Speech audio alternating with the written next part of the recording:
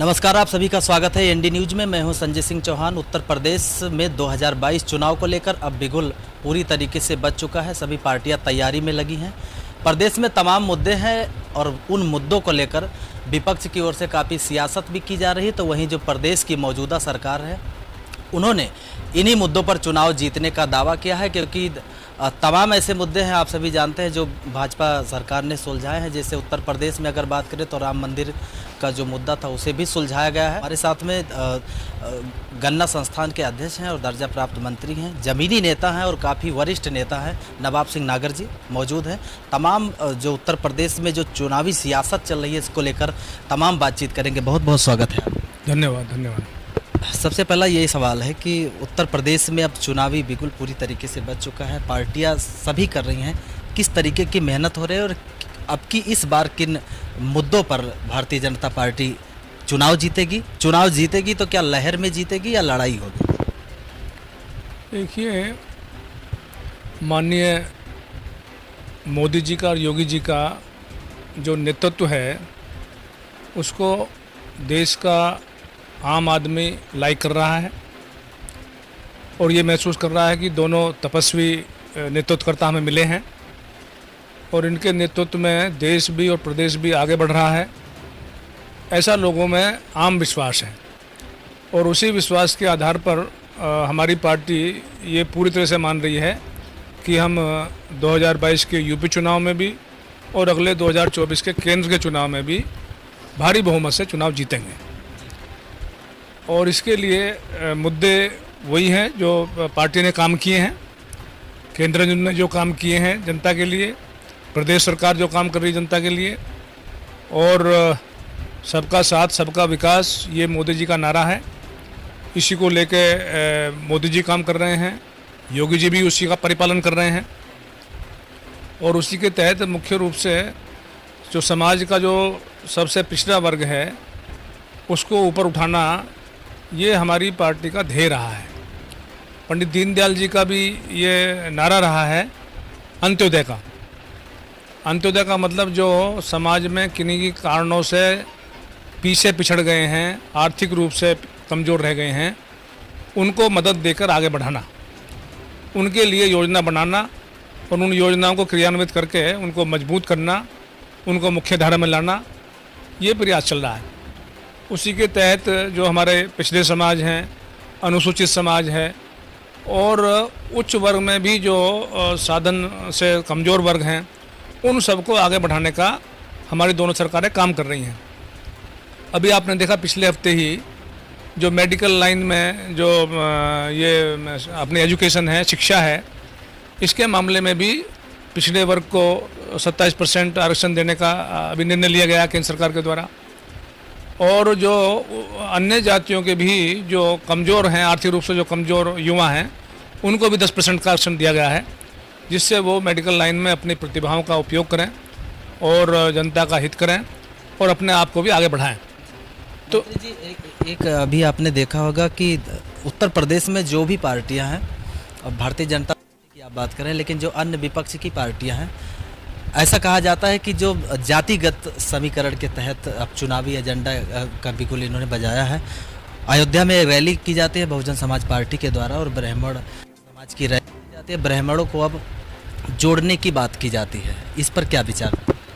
देखिए, चुनाव के समय ये सब चीज़ें चलती हैं और सब अपने अपने बहुमत को आगे बढ़ाने के लिए प्रयास करते हैं। बसपा भी कर रही है, सभी पार्टियां कर रही हैं, लेकिन किसी भी वर्ग में उनकी बातों पर विश्वास नहीं है और ब्राह्मण वर्ग पूरी तरह से बीजेपी के साथ हैं। कुछ लोग ज़रूर चर्चा करते हैं कि ये हो गया, ये कानून व्यवस्था का मामला, ये सरकार ने इतने लोग मार दिए। वो जो भी कार्य करने पड़े हैं वो कानूनी रूप से जो ज़रूरी था वो सब चीज़ हुई हैं। जो अपराधी थे उनके खिलाफ़ कार्रवाई हुई है, उसमें कोई भी जाति पाति का कोई भी ध्यान नहीं दिया गया है। उसमें जाति धर्म के आधार पर नहीं, जो अपराधी हैं वो अपराधी हैं, उस आधार पर हमारी योगी जी की सरकार ने काम किया है और उसकी सब जगह प्रशंसा हो रही है। आम लोगों में सब जगह, सभी वर्गों में, ब्राह्मणों में भी, छोटे वर्गों में भी, ओबीसी में, सब में चर्चा है कि योगी जी ने कानून व्यवस्था को बहुत मजबूती से सशक्त किया है और जो अपराधी और माफिया हैं उन पर अंकुश किया है, और ऐसा अंकुश कभी पहले नहीं लगा। इस नाते पे आम जनता में, सभी लोगों में योगी जी के प्रति बहुत भारी विश्वास है और उसका लाभ बीजेपी को पूरा मिलेगा, और विपक्षियों का इन चीज़ों में कोई लाभ होने वाला नहीं है। गाजीपुर बॉर्डर पर अभी भी किसान बैठे हैं, बॉर्डर पर बैठे हैं। किसान प्रकरण लंबे समय से चल रहा है और कितने दौर की बातचीत हुई लेकिन कोई समाधान नहीं निकला।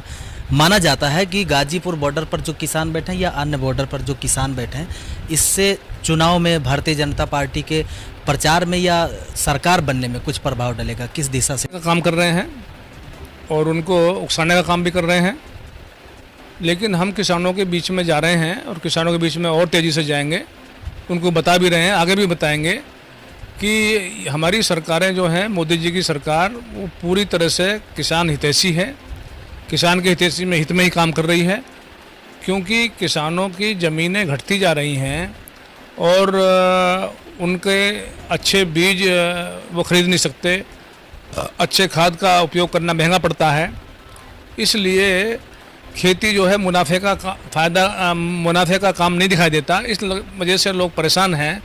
उसके लिए एकमात्र रास्ता यही है कि जिन लोगों के पास पैसा है उनके पैसे का उपयोग खेती में हो, उनकी तकनीक का उपयोग खेती में हो, उनके पैसे का उपयोग हो, अच्छे बीज लगाए जाएं। जो चीज़ जिसका बाहर विदेश में और देश के अन्य कोनों में बेहतर उपयोग हो सकता है, उनको वहाँ भेजने की क्षमता जिनमें हो, ऐसे लोगों का उपयोग किया जाए। उससे उन्हें भी लाभ मिलेगा और किसानों को भी डबल लाभ मिलेगा। इस नाते से ये निर्णय लिए गए हैं, तो इसका आने वाले समय में लाभ मिलेगा। जहाँ तक ये एमएसपी की बात है, तो सरकार इसको बार बार आश्वस्त कर रही है।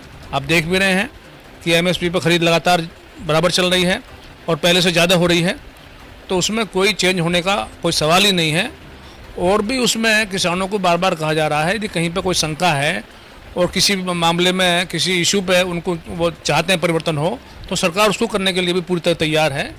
तो उसको भी कोई दिक्कत होगी तो इसका भी रास्ता निकाला जाएगा और सरकार इसमें पूरी तरह संवेदनशील है। कोरोना जो मामला चला, इसमें भारतीय जनता पार्टी कहती है हमने पूरी तरीके से जो कोरोना में जो लोग बीमार थे या अस्पतालों की जो भी था, इसको कंट्रोल किया। विपक्ष ने कोरोना को भी एक मुद्दा बनाया है। तमाम पार्टियों से बातें निकलकर सामने आ रही कि कोरोना में भारतीय जनता पार्टी की सरकार फेल रही।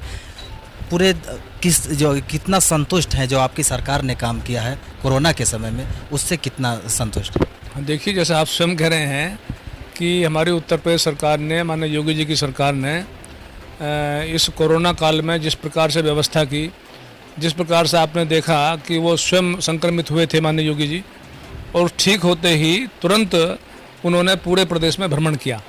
सब जगह उन्होंने स्वयं जाकर हर ज़िले में इसको देखा, यहाँ के जो अस्पताल थे उनमें जो कमी थी उसको दूर करने का प्रयास किया, वहाँ का जो प्रशासन था उसको सचेत किया, वहाँ के जो अपने जनप्रतिनिधि हैं उन सबको उसके लिए प्रेरित किया। इस प्रकार से प्रशासन पूरी पार्टी लग के इस कोरोना महायुद्ध का सामना किया और इसमें सारे प्रदेशों से बेहतर यहाँ की व्यवस्था रही और इसका WHO ने भी प्रशंसा की। और आप सब देख रहे हैं कि ज़रूर 20-25 दिन दिक्कत रही, लेकिन उसके बाद बहुत भारी नियंत्रण उत्तर प्रदेश सरकार ने किया है और उसका आम लोगों में अब बेहतर माहौल है। हिंदुत्व के लिए भारतीय जनता पार्टी को जाना जाता है और राम मंदिर का जो मुद्दा था वो इस पार्टी ने सुलझा दिया। अब विपक्ष ये कहता है कि राम मंदिर का मुद्दा सुलझ गया है, मंदिर बन रहा है, तो राम मंदिर के नाम पर वोट नहीं मिलेगा। तो वोट इस बार चुनाव में किस मुद्दे पर मिलेगा? देखिए, ये केवल वोट का विषय नहीं था, ये तो हमारी आस्था का विषय था। और बीजेपी हमेशा राम मंदिर को अपना आस्था का विषय और समाज को आगे बढ़ाने के लिए भगवान राम के आदर्शों की प्रेरणा मिले और इसका उपयोग समाज के उत्थान में हो, इस दृष्टि से हमेशा इश्यू को लिया है।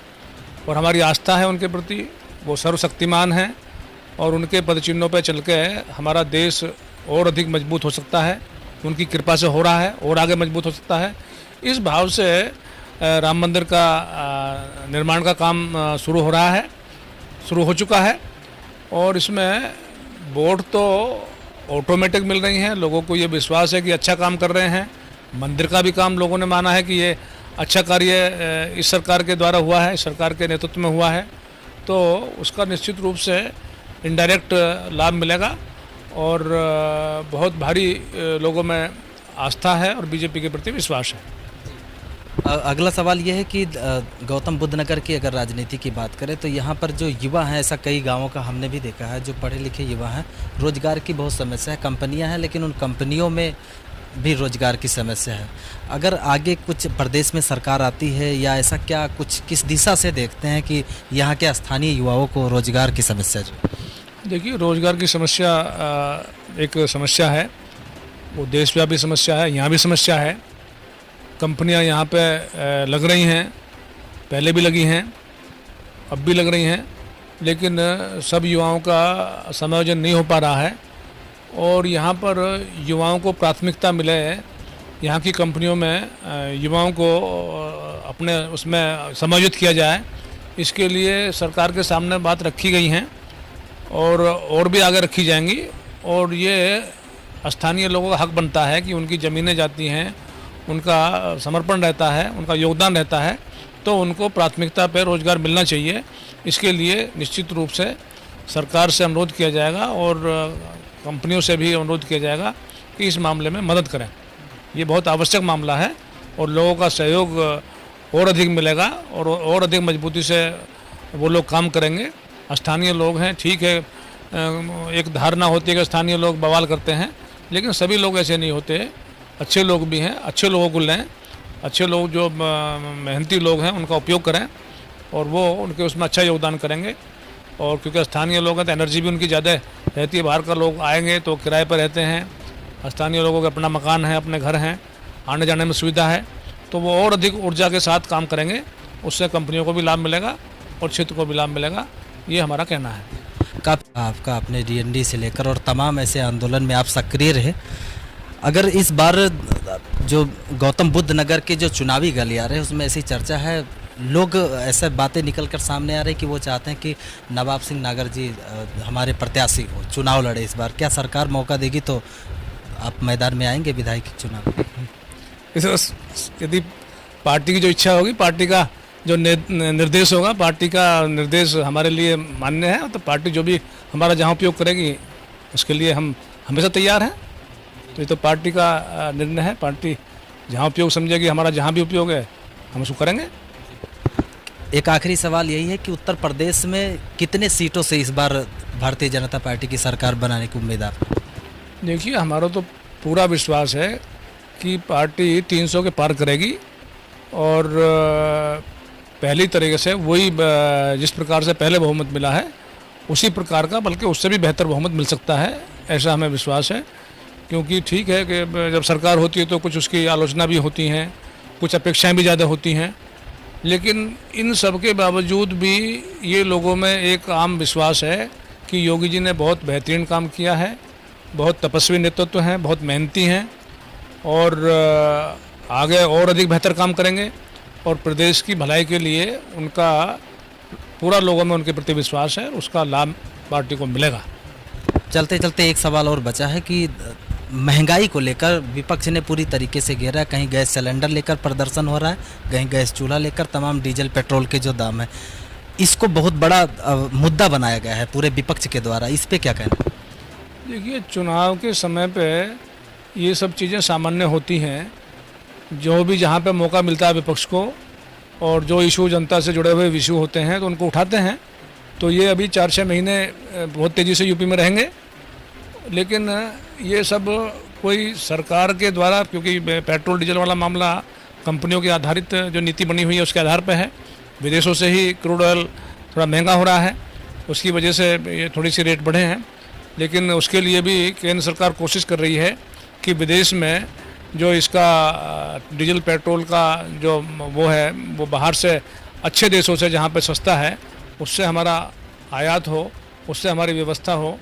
तो इसके लिए सरकार लगी हुई है और उम्मीद है कि उसमें कुछ ना कुछ बहुत जल्दी बेहतर रिजल्ट आएगा। तो उत्तर प्रदेश गन्ना संस्थान के अध्यक्ष दर्जा प्राप्त मंत्री नवाब सिंह नागर जी हमारे साथ में थे और तमाम बातचीत इन्होंने की उत्तर प्रदेश में 2022 चुनाव को लेकर राजनीतिक सियासत किस दिशा में और किस गति से चल रही है, तमाम चर्चा हुई। अपने कैमरा पर्सन के साथ संजय सिंह चौहान, AND न्यूज, नोएडा।